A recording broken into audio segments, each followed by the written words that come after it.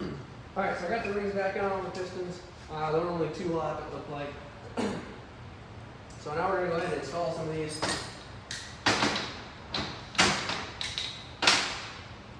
I'll show you how to install a couple here and get going, and then we'll skip the rest. Just because if you've done one, you've done them all.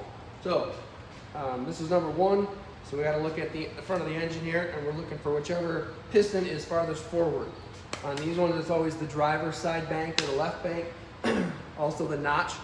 These are just the valve relief cutouts, but this notch has to point to the forward side. You got to have your rubbers on there, a rubber hose or something, just to protect not only the cylinder wall, but also the crankshaft journal. And you don't want the crankshaft journal over here, way over there. You want it kind of right in line with that, so you can get the rings in the cylinder, and then those will help kind of guide over the crankshaft a little bit. So this group actually had everything really labeled. They even had every single one of the backside of their bearings labeled, whether it came off the cap side or the piston side, which is really good. At the moment, it just kind of slows it down, makes this a little bit longer process, but in the long run for working at the school and whatnot, really good idea. And it works really well. You've got all kinds of students, running around, walking through the labs, doing all kinds of stuff. And parts can come up missing and get lost and everything else. So, and you can see, once that gets in there, that just slides right in. So I did forget to put the bearing in here on the back side. So I've got to slip the bearing in there. Try to make sure that nothing gets damaged in the process. Put that bearing in there. Looks like it's in there pretty good. Pull the rubbers off. So in the industry, it wouldn't probably take that much time to label absolutely everything, especially if it's something you've done a lot of times before. Like I worked at Toyota for a couple years, and after a couple times of working on certain jobs on Toyotas, it just became second nature. Like I did a lot of frame jobs, so we'd take the everything off the frame and replace it and put a whole new frame underneath the vehicle.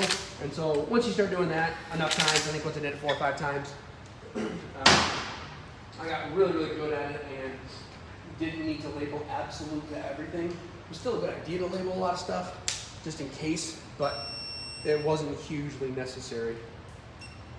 So these are actually supposed to be 42 to 45 foot-pounds. We're going to torque these to 25 pounds, just because we know that a couple of these journals are messed up again. So the turning torque is going to be a little lighter than normally, and that's totally okay. We're totally fine with that, because we're just going to replace them next year.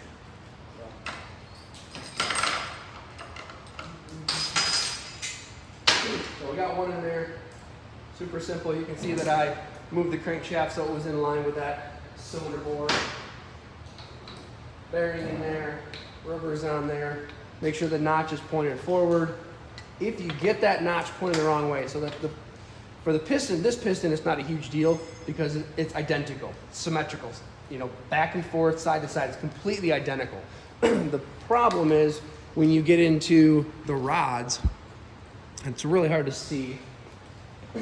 Easier on the cap here. It really makes a difference which way the rod goes. This has to do with that chamfer and that fillet. So you can see here on the cap, you can see this side here has a really aggressive bevel right there. You can see that really well. If we move over here real quickly, you can see that has not so much of an aggressive bevel. One side's always got a little bit more, okay? And that makes a difference depending on which side of this journal the bevel goes to. The bigger bevel needs to go to the side here, because that's the fillet there. And this is the relief for the fillet. So that this is a lot stronger. It's not just a 90-degree angle from counterweight right over to crankshaft journal.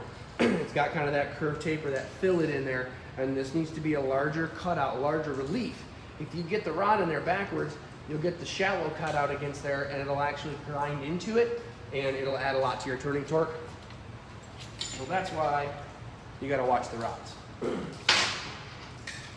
So sometimes it doesn't matter which way you get the pistons in, but if you know you've got the rod in the correct way, and then the piston according to the rod, then you just follow the rod and piston number, and then you just make sure the piston's forward, and it automatically works to have that go in the right direction on the crankshaft journal.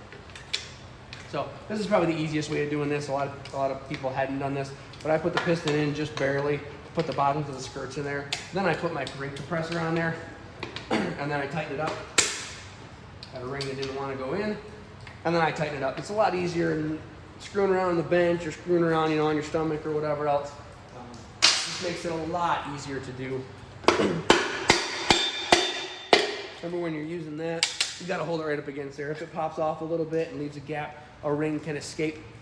Oh, you got to have that right side up too. This has got to be out like that. Don't want to do it like this, which is the reason why this is the best way to do that. Because on here, there are, really hard to see on this, but there's a little piece on the bottom here where it kind of flares out, and that allows this to not get sucked in to the cylinder bore with the piston. If it has a lot of resistance or anything like that. If you do it this way, there's no little lips there, and it can get sucked down in, and then you're trying to pinch this in the piston and in the cylinder bore and all that. It just ends up being a pain. So that one's in. Not really a lot of resistance on that with the ring, so you can just push it in by hand. It's no big deal. So using a little amount of lube on there. With the school, we tell you just a little bit of lube, because the lube gets kind of expensive and we don't need to have it everywhere. But if it's your own lube, use as much as you want. The more the merrier, because in the whole process of this, you're going to spin this around and check turning torque as you're putting this in here. Then you're going to do timing, and then once you get it all around, you get the heads on, and you start to do timing with the lifters and push rods and rocker arms. You're going to be spinning this engine around a lot, and then you're going to start it up. And then you really want this engine on the bottom here, you want that to be full of lubrication, so you don't want it to be lacking lube. So the more the merrier you get in there. This stuff is just basic engine assembly lube. It's very slick, it's very slippery. It's not quite grease, it's kind of like a wheel bearing grease mixed with some oil. It's kind of an in-between there.